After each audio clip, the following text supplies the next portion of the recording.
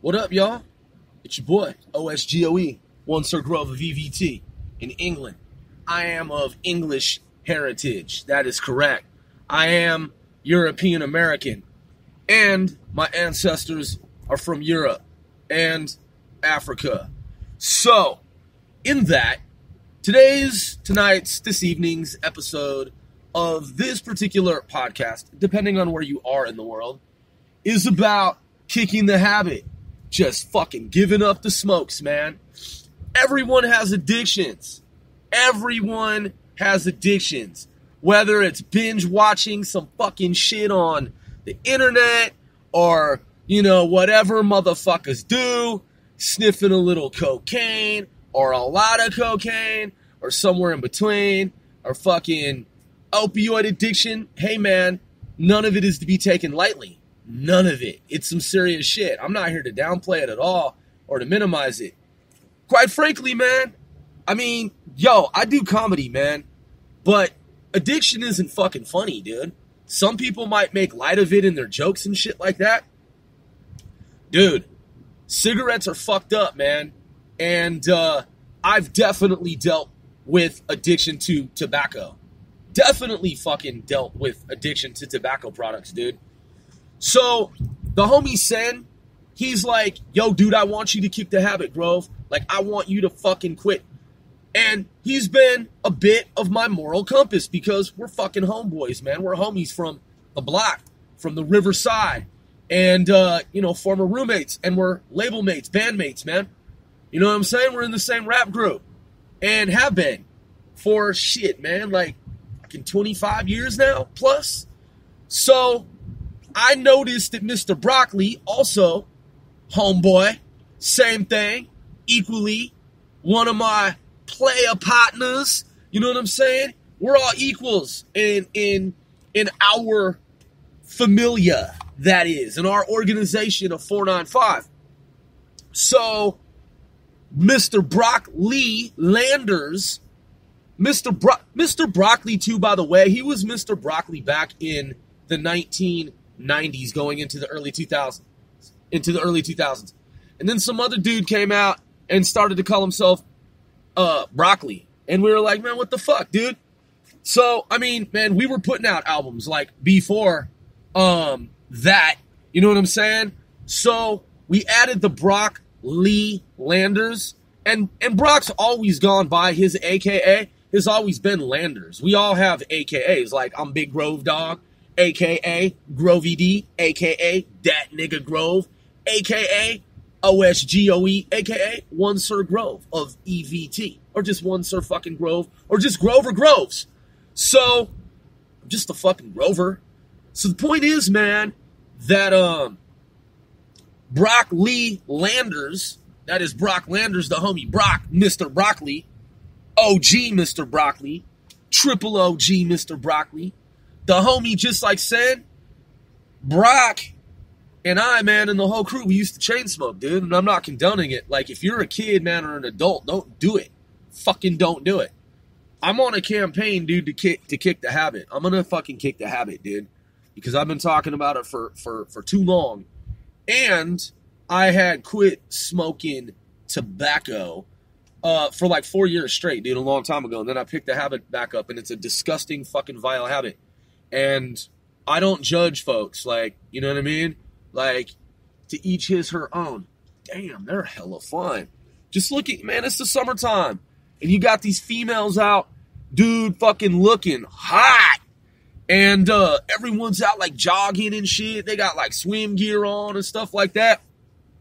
And so, you know what I'm saying? Outdoor, like summer, like, attire, apparel. And it's not the summer, it's the spring. But, and the weather's wacky too, so it's kind of hard to tell what season it is sometimes.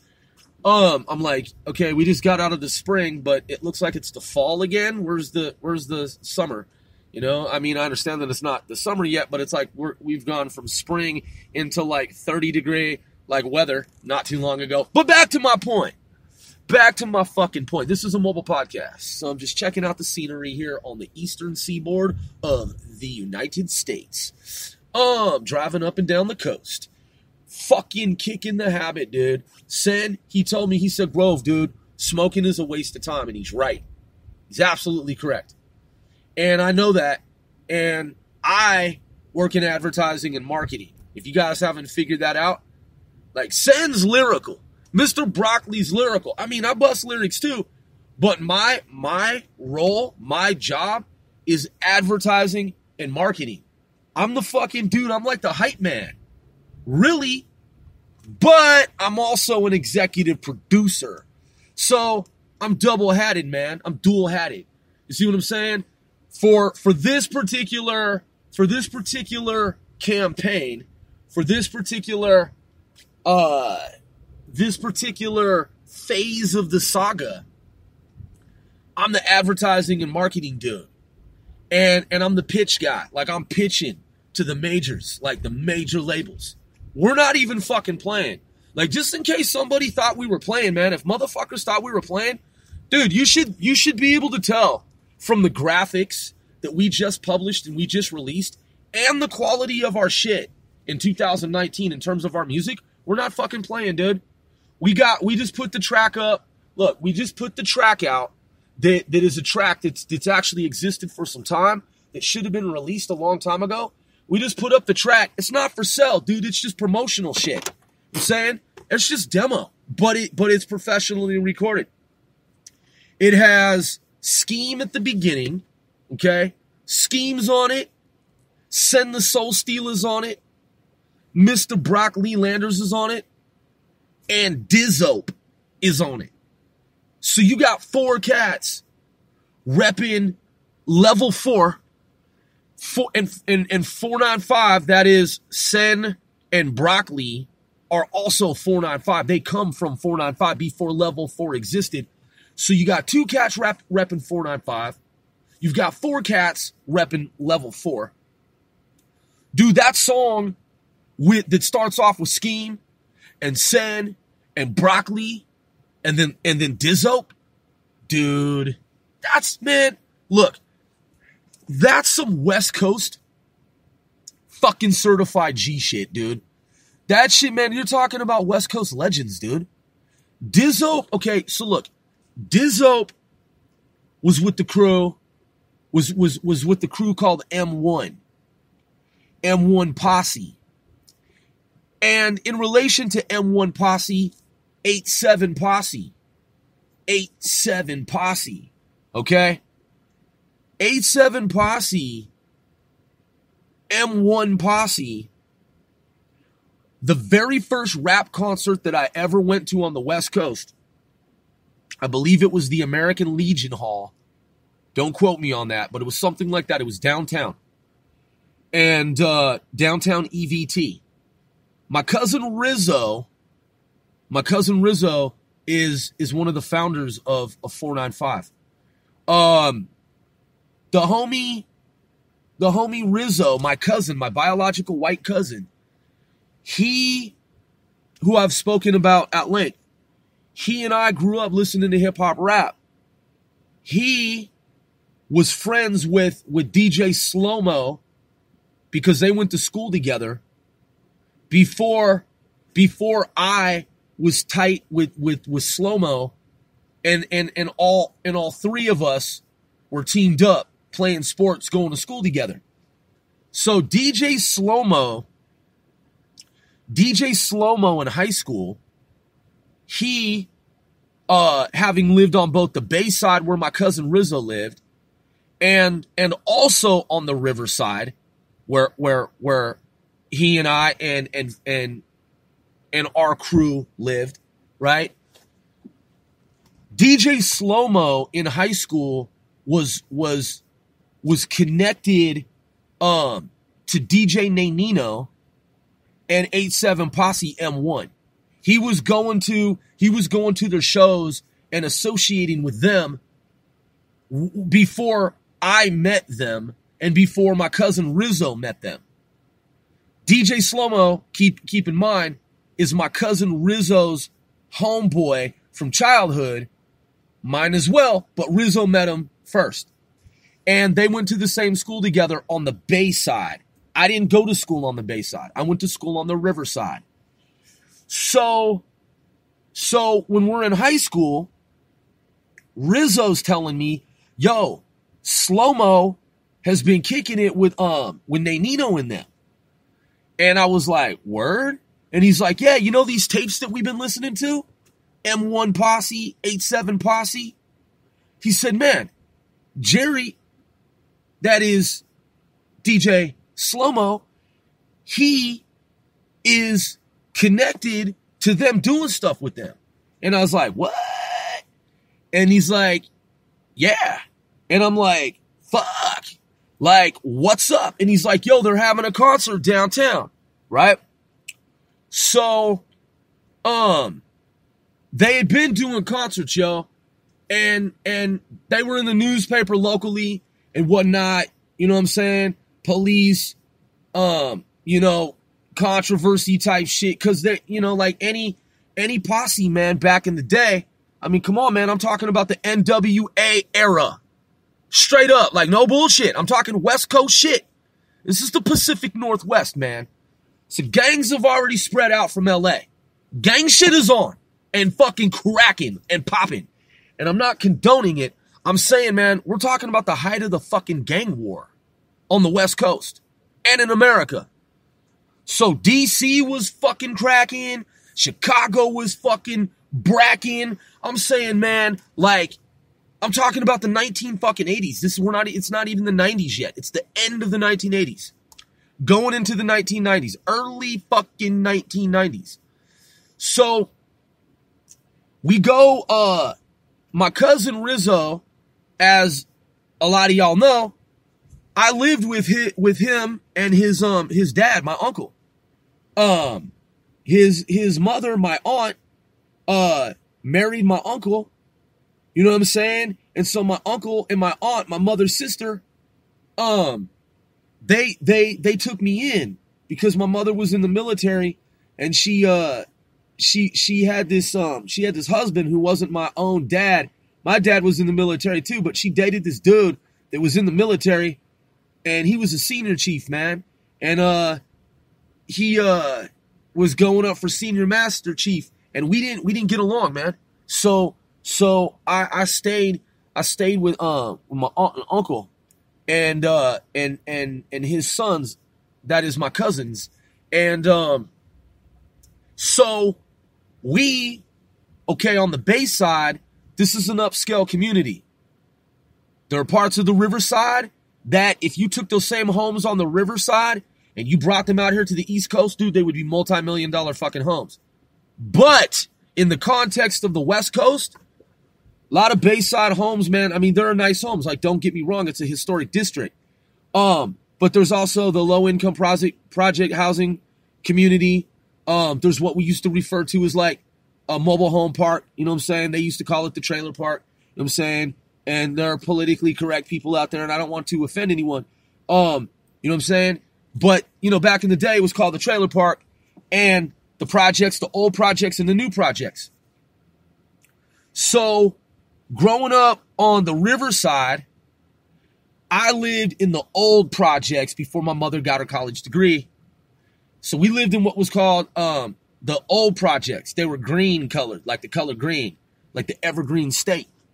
And every street actually had a name that was named after a tree in the state. So on the other side of that north end, there were the new projects. They're considered the new, and they were like a beige color, like a tan beige color, right? And what separated the old projects and the new, straight up, like they were called the old projects and the new projects. That's what motherfuckers refer to them as, right? In between, there was this park, man, called Wiggum's Hollow. Dude, yo. Man, listen, man. You've seen the movie 8 Mile, right? A lot of you have, right? Look, man, the North End, in terms of like crime and shit, dude, like north of California, going up through Oregon, into Washington State, man, the Puget Sound. Motherfuckers talk about Seattle. Man, There are more cities in Washington than just fucking Seattle, dude. Listen, man. In the 1980s going into the 90s, crack cocaine sold for more than anywhere else in America in EVT, that is Everett, than any fucking where else in the United States, dude. And that shit was media fucking sensation. It was like in the news. The media had a fucking frenzy about it. The profit of crack cocaine was higher at some point in the EVT. That's Everett abbreviated, or E-Town, the little E, because Everett, the logo is E encircled. There's a circle around it. So you had skate crews. One crew was called E-Ball, like you're balling. They had an E inside of a circle like a ball, like they're balling, and they were balling. I knew this nigga that was moving China White. He was a skateboarder. He used to live on the train tracks, bro, like on the train system. He would hop trains. If you looked at him, you'd think he was disheveled and shit. You feel, man, this is like 30 years ago, dude. Statute of limitations. You'd think he was like just like hobo and shit. Man, this dude was fucking China White moving fucking units. Like, nigga living on the train system and shit. China Whiting, dude. Like, I'm talking like 20 grand on his personal physical like body, like you know what I'm saying, concealed up like at all times, and probably even more cash, dude, and strapped the fuck up with the little ankle fucking shooter and all that, bro, like for backup, the little sidekick, the little kick up. Bro, hey, the EVT was fucking illmatic. Now part of the city's devastated because of the opioid addiction epidemic that plagued the city. Like, yo, so like some of the city hasn't fucking recovered, man. And you know what I'm saying? And it's not funny, dude. It's dark shit. Like, it's not it's ghostly fucked up shit. So the north end where you got Wiggums Hollow separated where I lived in the old projects, and where the homies lived in to the north, because I was to the south of Wiggums Hollow. They were to the north of Wiggums Hollow in the old project, or in the in the new fucking projects. Wiggums Hollow itself had multiple apartment complexes on the embankment above it. So like if you go up the little hill at Wiggums Hollow, there were apartments up there too. And there was an elementary school. So, and then on the other side of that, you had the Boys and Girls Club. Okay. So in terms of like Colors, the movie, before Bloods and Crips and Bloods, and every type of fucking gang on the West Coast, every gang set you can think of. I mean, obviously gangs like predate us in our generation, like my age group, right? But when gangs really exploded and they really fucking blew up, when we were kids, man, I mean, there was a gang in my town, man, before Bloods and Crips migrated up through from LA and really took over. Now, keep in mind, gangs have always been on the West Coast, but before they were prevalent and ubiquitous and like all throughout like the West, right? In my town, there was a gang called the Black Widows, and they were thieves, and they used to boost shit at like the local grocery store, like cartons of cigarettes and shit. I was boosting with them niggas. To get into the crew, to the Black Widows, I had to take fucking, I had to go into the store, man, and jack packs of smokes and cartons of smokes. And I was doing that shit at age 12. And actually, you know what? No. I was 9 years old. I was 9 fucking years old, because that was right around the time that I started packing fucking heat. Because my grandfather had a couple gun safes, and a lot of people did and still do. And one of my homeboys, his dad had passed, and he was like a grown ass man at a young age. My friend from childhood, his mother and my mother went to college together. Anyway, man, he was taking trips to California, and he was having all kinds of weapons, like straps and shit, like you'd see in fucking movies, dude. Like when we were kids. So like, I was skateboarding, he was skateboarding, we were all playing video games, and he came back from California on one of his road trips and shit, and he was looking to score some bud, And I was like, and he was like, yo, you know anybody that wants to fucking buy some pistols, some guns and shit? And I was like, that would be me. And I knew he had straps because niggas told me that he had some artillery, some weapons, some heavy weapons and shit. Now keep in mind, man, my grandfather was in World War II. My grandmother was in World War II. That is my grandparents. And my great aunts, that is my grandmother's sisters, and like our whole family. They were World War World War II. They were Korean War. You know what I'm saying? My uncles were in the Korean War, and my dad was in Vietnam War. So we grew up around guns, like hunters, people, you know, hunting outdoors and shit. Like my grandfather would take us hunting and shooting and riding like motorbikes and shit, and like camping and like fishing and outdooring and like anything and everything that had to do with like beaches and hills and mountains and fucking gun ranges and the shit he did in World War II. So my uncles, the same shit. And people who don't know, on my white Caucasian side, man, we kind of a little fucking redneck, just a little bit. Okay, not everyone, but we got relatives, man, and we have like cookouts and like, you know what I'm saying, outdoor type shit. The motherfuckers that, you know, I mean, look, man, I used to live on 5 acres of land, man, with my aunt and shit. We had goats, horses, you know what I'm saying, like dogs, cats. Like we didn't have any chickens or anything like this, but we had 5 acres of land, and you know what I'm saying, we have relatives that had even fucking more acres of land and shit. And so we'd be riding horses and like in the horse stables and like up in the hills and in the mountains and down by the river.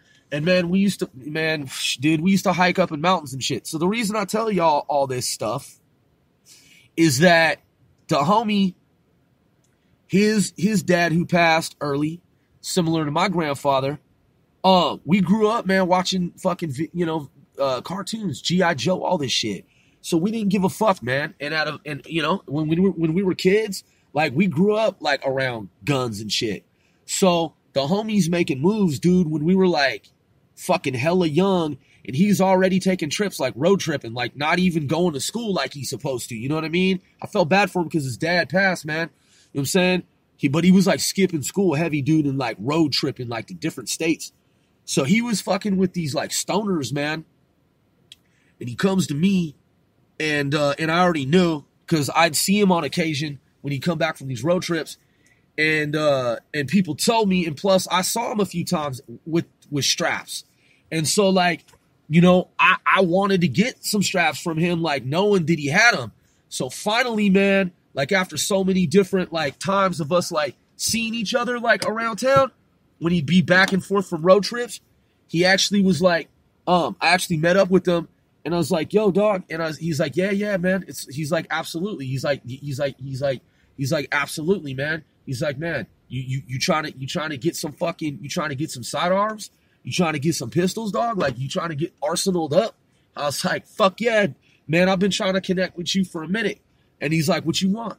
And I was like, yeah. So we went to the spot, man. This motherfucker had crazy weapons, bruh. Like, I'm talking, man, this shit was crazy, dude. I'm talking legendary shit. Did niggas like, see, that's what I'm talking about. Motherfuckers, man, they've seen one story. They don't know the other stories. So look, this nigga had a Uzi and everything, man. Like crazy dangerous shit. Like crazy fucking dangerous shit. Just guns, dog. Like, I'm not talking about pea shooters, and I'm not talking about just revolvers. You know what I'm saying?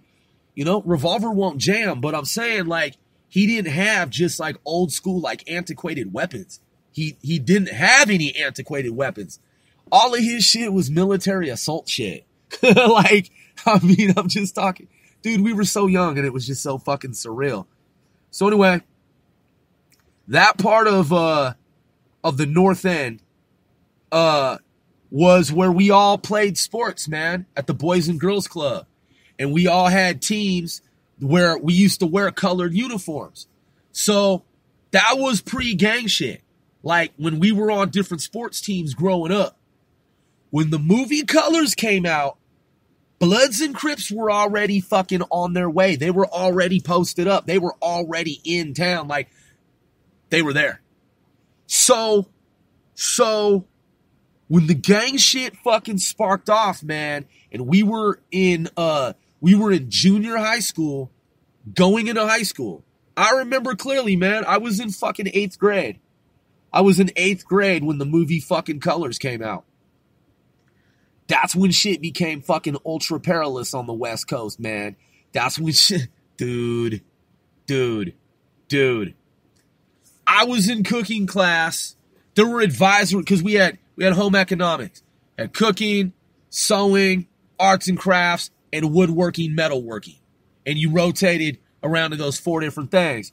So we were, because the women learn how to do wood shop and metal shop if they got to fix some shit around the homes, women can, be self-sufficient themselves. And they don't need a man to take care of some shit. If a man needs to sew some shit, nigga gotta learn how to fucking sew. Just like women traditionally, historically learn.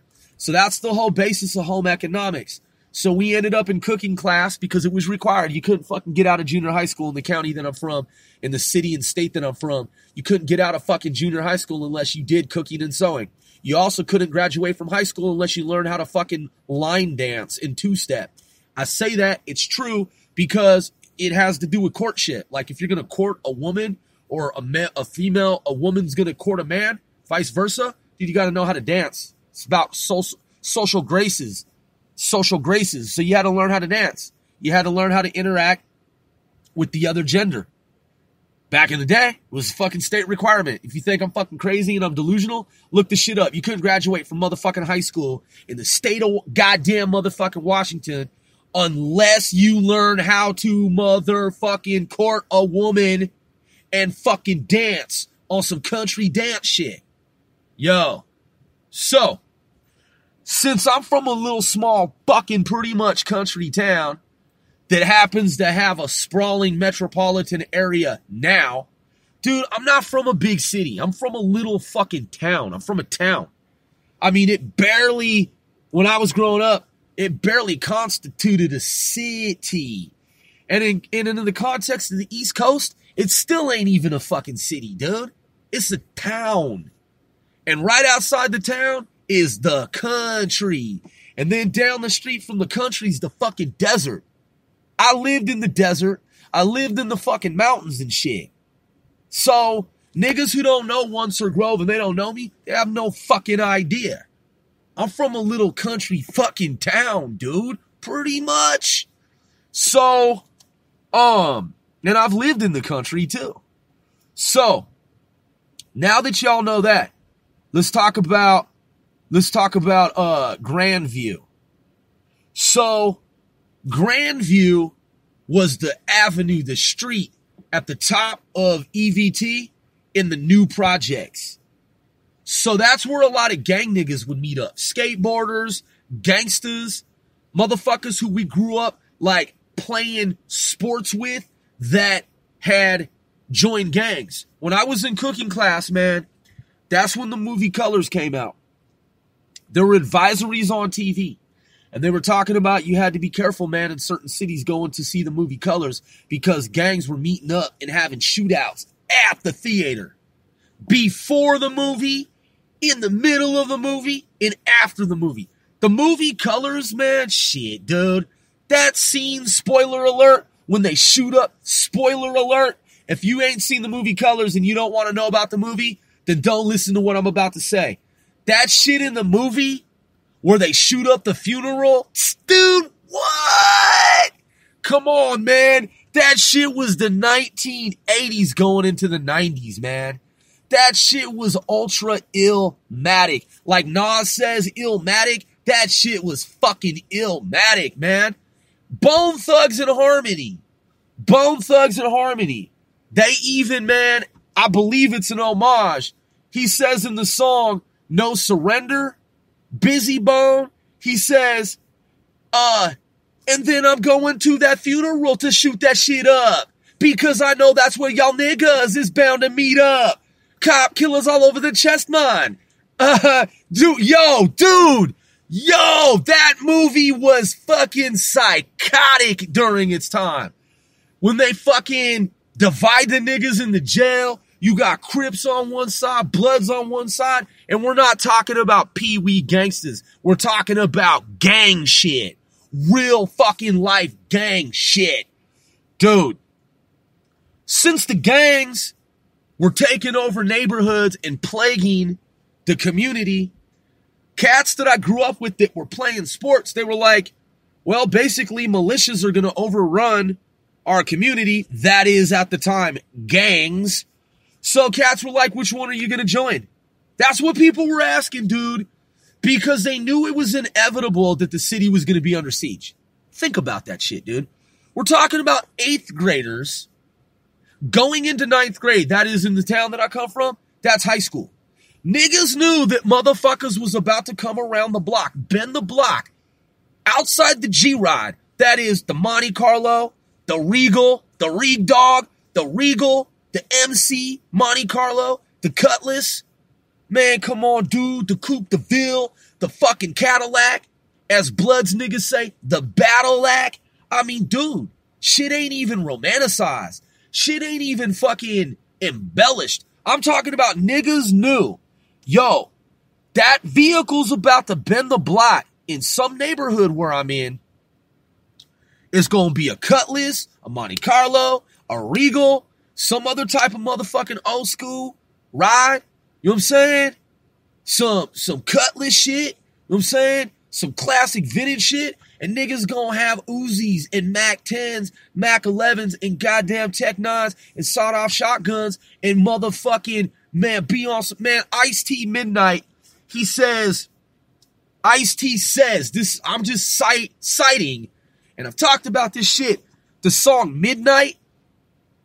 He said, man, midnight, chilling at a.m., p.m., chilling, sipping, drinking apple juice and Evil's BM. Sounds of laughter attract attention. Armor all tires on a lowered suspension. Dude, he said, some nigga walked up talking about get out. So evilly Blaze shot the fool through his fucking mouth. Dude, what? Man, bro, listen. The West Coast, when I was growing up in the 1980s going into the 1990s, became a fucking nightmare. That shit was fucking a nightmare. You think this shit ain't fucking real? You think this shit ain't fucking true? Look up prison records for all the niggas on the West Coast who fucking got locked up during that time for gang shit.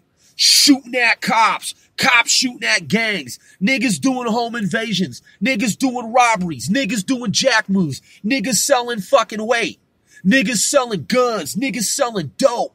Come on, dude. Come on, man. The prisons are still filled with some of them niggas from that era. Man, come on, man, what? Yeah, I get it. You grew up on the West Coast and you never saw any of it in your community. You're fucking lucky. Let me tell you about the EVT. Let me tell you about the old projects and the new fucking projects and what happened at nighttime when niggas who lived in a little cush, peachy keen little community. I mean, I give them props and I'm happy for them. And I'm glad that they were safe during that time. Let me tell you what happened in the north end of EVT at nighttime when the lights would go out. Every fucking gang from every state was creeping up the coast to sell crack cocaine in my fucking neighborhood. Now that's a fucking fact of history in America. So you think my fucking crew back then wasn't fucking armed up? Man, niggas that I knew, dude, man, look, back in the day, niggas used to do robberies.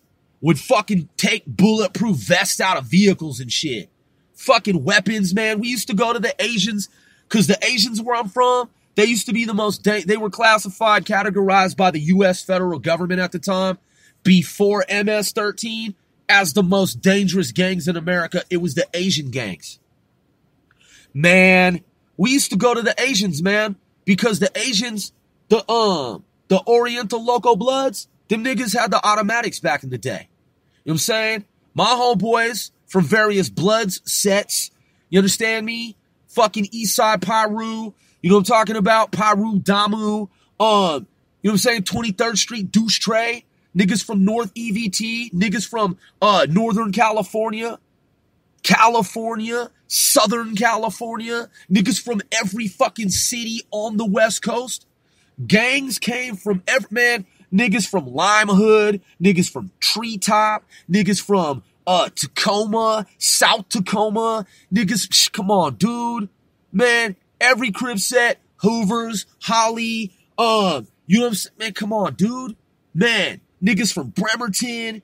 Niggas from Lakewood. Motherfuckers from Marysville to man, we had, man, native gangsters, you know what I'm saying? Samoan gangsters, Mexican gangsters. Come on, man. Every fucking type of gang. Serranos, Norteños. Every gang you can fucking think of, man. 18th Street, you know what I'm saying? Brown Priders, outlaw motorcycle gangs, like, you fucking name the gang. I'm talking about the West Coast. So, when I used to go to the new projects, when I used to go up to Grandview, one of the homies, RIP, legendary cat where I'm from, Fat Anthony. Fat Anthony was the homie. And his older brother, RIP, was Snoop. I'm not talking about Snoop, the Crip, you know what I'm saying, from Long Beach, California, rapper extraordinaire, famous, world-renowned rapper, lyricist, entrepreneur, Snoop D-O double G. I'm not talking about Snoop Dogg. I'm talking about there was this other nigga named Snoop in the neighborhood that I'm from. He's actually the World Records people. They actually had approached him and had him evaluated for a world record. Yo, R.I.P. Snoop. I knew Snoop and his younger brother who I grew up with, who I went to school with, Fat Anthony. Fat Anthony, his homeboy, Mole, the homies, man, we used to all skate together. I've talked about this.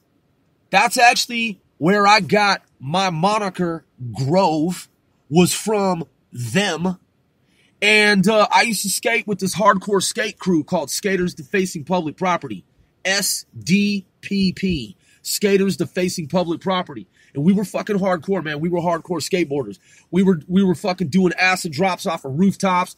We were fucking smashing on shit. And we aligned ourselves with skaters from, like, not just our town, but our region and all over the West Coast. And we were outlaw skaters, man. We used to fucking skate illegally. And we knew a lot of people, man, on a lot of underground shit down by railroad tracks and warehouses and all kinds of shit, man, that I won't go into particulars and specifics. But the point is, Grandview in the new projects, where, keep in mind, I'm from the old projects, when I would meet up with cats who I was allied with, who I'd gone to school with, some I had and some I hadn't, but who would just be out on the block, When niggas had already associated themselves with gangs and had been beat in and courted in, and just so y'all, in case y'all want to know, I'm just going to tell y'all straight up, I got beat in. All right, so it wasn't on some shit where I was just in the neighborhood and I got recruited and then I was just like part of the gang and I didn't have to fucking do anything. I went on missions for the gang. I was beat into the gang by the gang and had to put in work. Okay? So yeah, I put in work. And I won't go into details or specifics, you know what I'm saying? But, you know, rival niggas, man, they'd say some shit. They was fitting to do this, and that. Motherfuckers would come around and shit.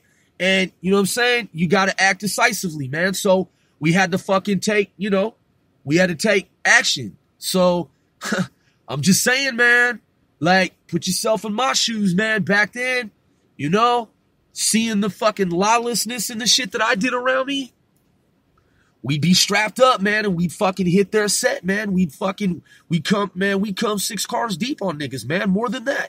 Shit, sometimes we had citywide beef, man. We'd roll 50 fucking cars deep. Cause I knew car clubs. And I knew, and we knew niggas from rival gangs, and we formed alliances with them. So when some big shit would pop off between like different parts of the city, man, we'd all meet up somewhere in the city, and man, we'd take literally 50 carloads. We'd just go to some part of town.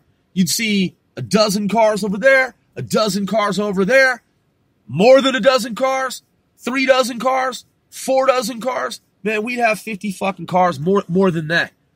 More than that. Man, where I come from, there are a lot of seniors and a lot of retirees, and they have no fucking idea what's going on in their neighborhood. You know what I'm saying? Like I told you, part of the city right now is plagued. It's a fucking virtual ghost town with a bunch of tweakers and dope fiends, man. And, you know what I'm saying? Needles and shit lying around on the landscape. And, people even make a little joke about the city, which ain't really funny, but it's also kind of funny, but not really funny.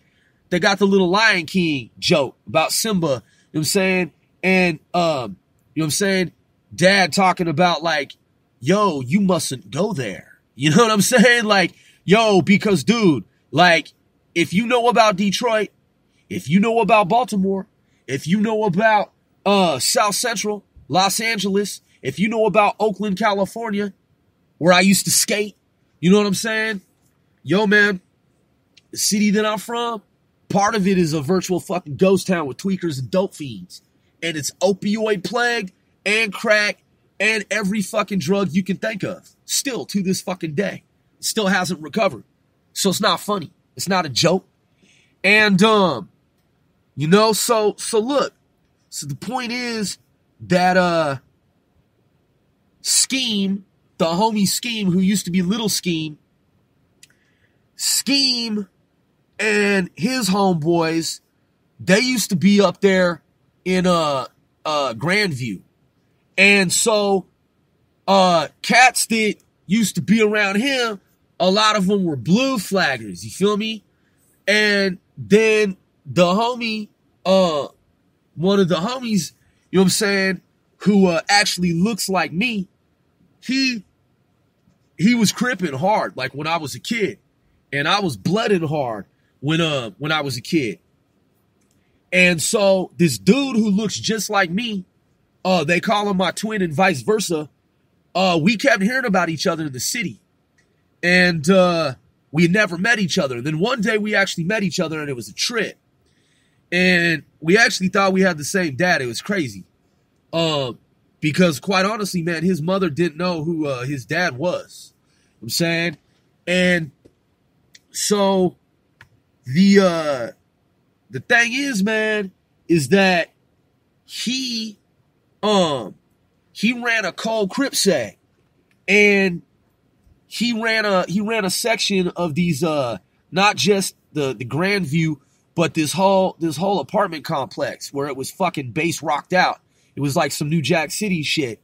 And there was some other niggas, some other bloods that they're not my set.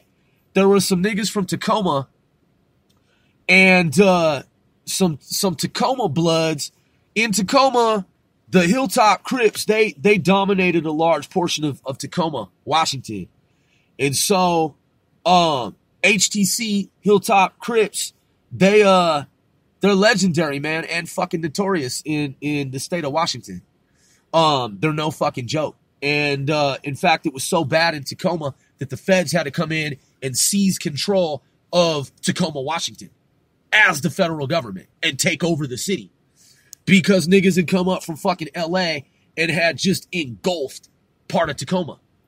So you had these other dudes, these other cats who were bloods in Tacoma. So you figure, man, if Tacoma is fucking cracking off with HTC Hilltop Crips with connections to California, if you're a blood in Tacoma at that time, man, you had to be armed the fuck up at all fucking instances of like the day and the night.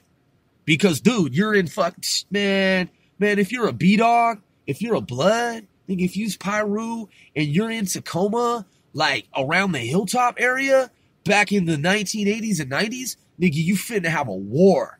Like, nigga, you finna be on some shootout shit. Like, 100 miles and running, homie. You better have some automatic weapons, dog, back then, is what I'm saying. I'm not condoning any of this. I'm saying this is the past. This is what happened on the West Coast. Okay? If you ain't in a gang, don't join one. You know what I'm saying? If you're a kid, I'm saying 18 to me. If you're an adult, like as in a kid, like, you know what I'm saying, that's young, that's like 18 now, and man, you're an adult now, you know what I'm saying? And you're young, you know what I'm saying? And you're like thinking about joining the gang, fucking don't. Man. Like, so back then, the whole Puget Sound was starting to get fucking sparked up with the most maniac, lunatic shit you can think of. I'm talking cartels, like cartels. They, you know, I mean, if there's drug gang activity, man, they're gonna step in. You know what I mean? I mean, they were always there, but they stepped it up. They ramped it up because now you got customers, the gangs. You know what I mean? Heads of gangs, the middlemen and the low boys and the D boys and the ballers and the shot callers and shit. Basically, man, Washington became LA.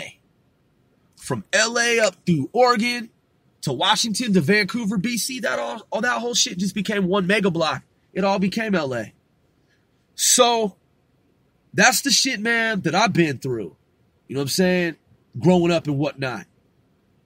Very first rap concert I went to was the concert where Dizzo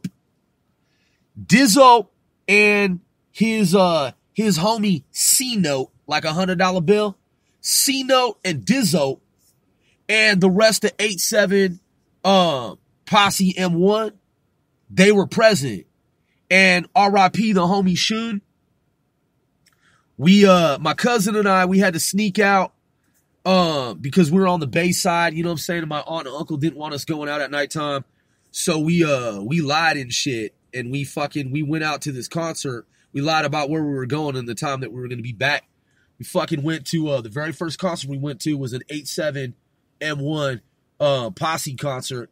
And dude, there were helicopters and Shun, like I said, the homie Shun, MC Shun. He was at the door because he was an integral part of the crew. And you know what I'm saying? Shun was tall and he had a really deep voice. And I knew him from the albums, you know what I'm saying, that I've been listening to that were circulating around our town. But I never met him in person before.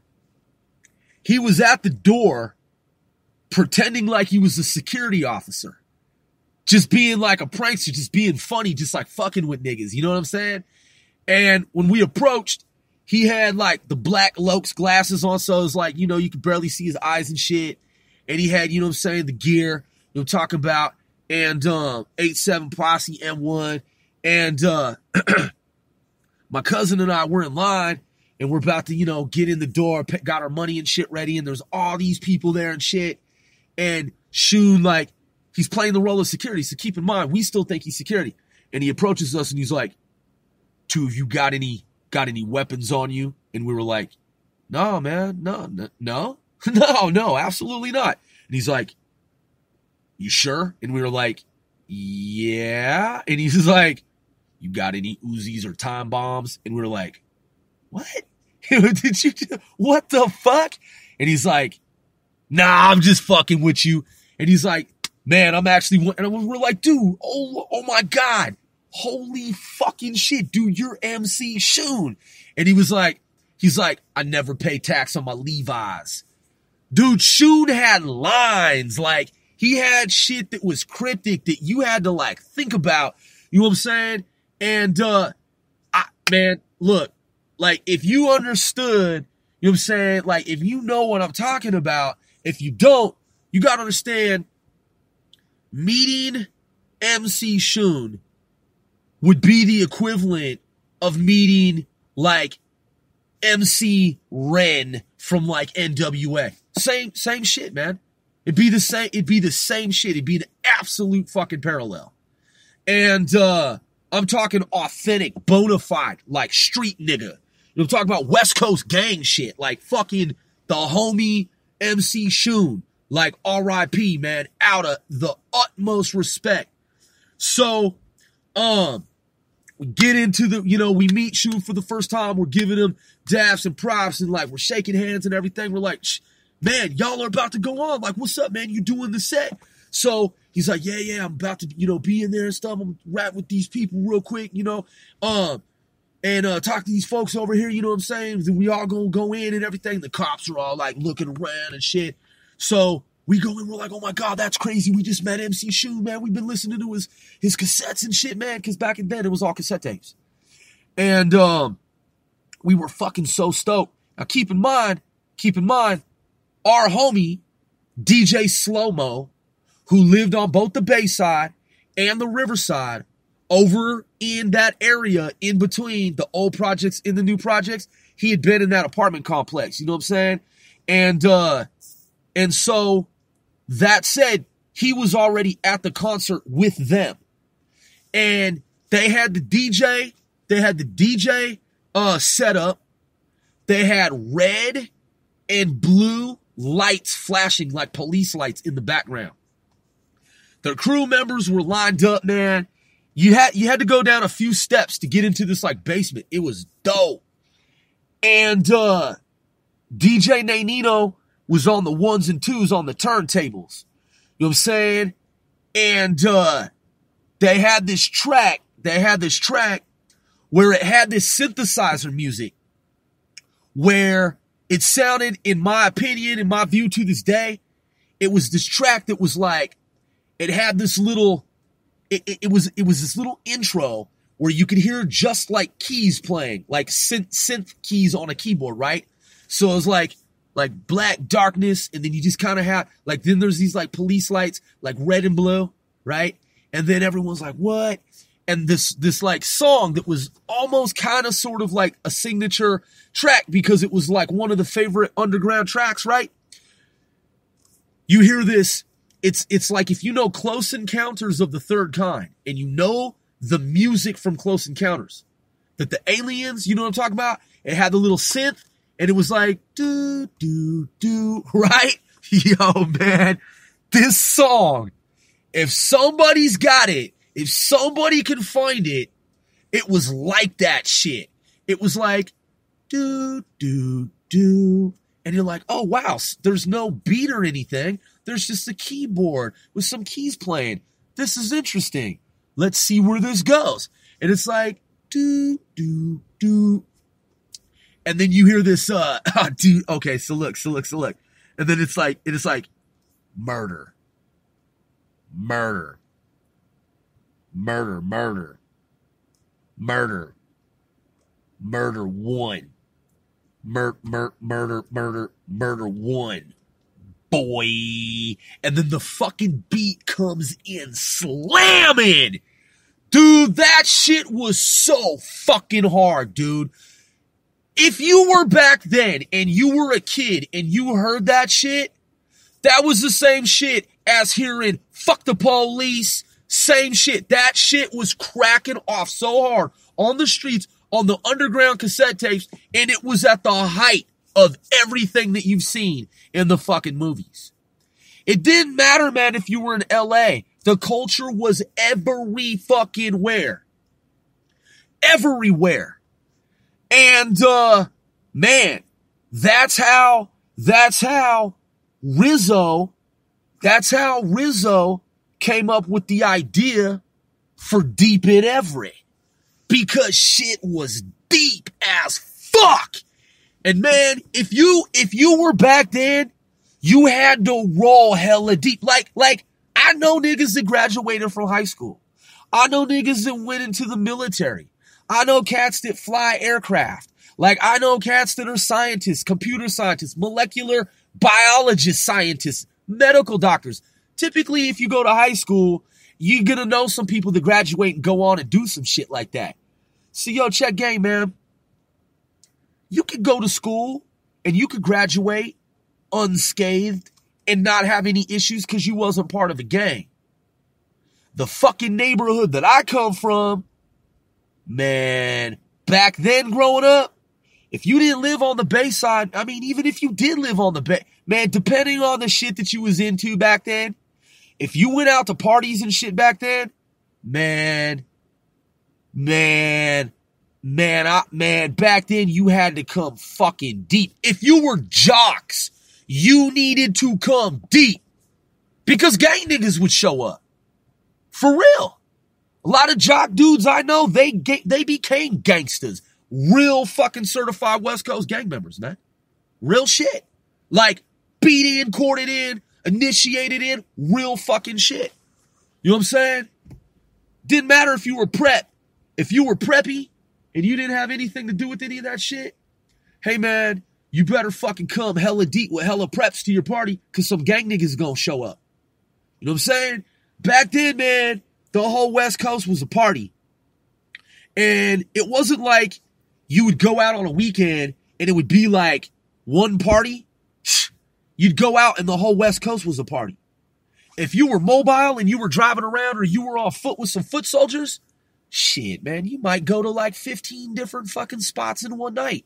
Does that sound ridiculous? I'm talking about literally, you had to pace yourself. We're going to go here for 5 minutes, go here for 5 minutes, go here for 15, go here for 10, go here for 20, go here for 5, go here for 3, drop off some shit here, make some money here, hustle this up, go pick up some new weapons over here, do this fucking deal with this shit, get some weight over here, roll down here, stash this car, blow this one up. You know what I'm saying? Fucking, dude, heist this, jack that.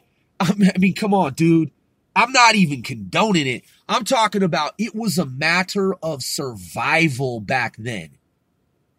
So that's how I met Scheming them. They was Grandview.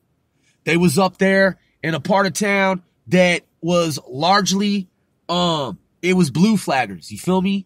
So when Deep in Everett popped off in the beginning, there was a lot of Crip influence around town.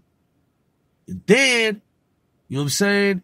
The homie, big homie, R.I.P. Solo. Man, the dynamics changed at some point. You know what I'm saying? And Crips didn't have as strong of a stronghold as they had. I'm not saying they fell off. I'm just saying that Bloods started to creep up the coast, man, and they started to populate more and more, and the shit became exponential. And so next thing you knew, you had a city kind of evenly matched, man, Bloods and Crips. And, you know what I'm saying? There are a lot of weird dynamics, man, in Washington that you won't find in other states.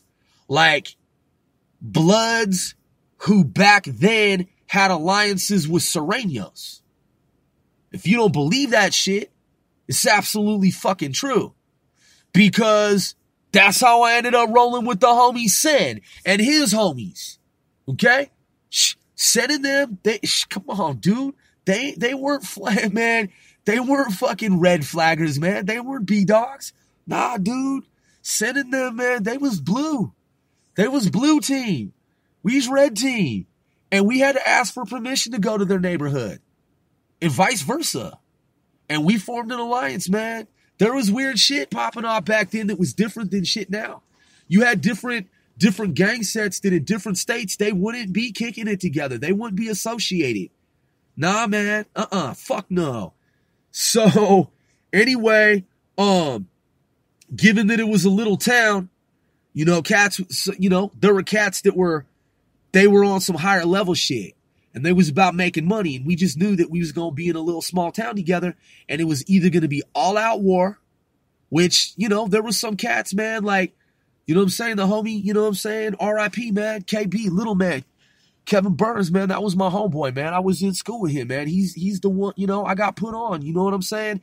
And that was my dude, man. And I played sports with dude. I know his family, you know what I'm saying? He used to, man, that was my friend, man. Kevin was my friend, dude.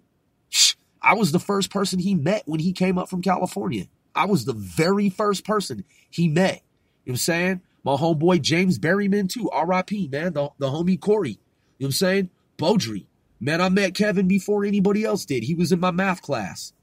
Anyway, man, that's American history, man, West Coast shit. We don't condone it. It just happened. You know what I'm saying? And these albums that we're making are a reflection of that. Just letting people know, man, how it went down back in the day. We ain't promoting the gang shit, man. It's just a history recording of the shit that a lot of niggas didn't know about. They talk about the West Coast. They talk about NWA. There's other stories, man. You got to check it out. Once or Growth.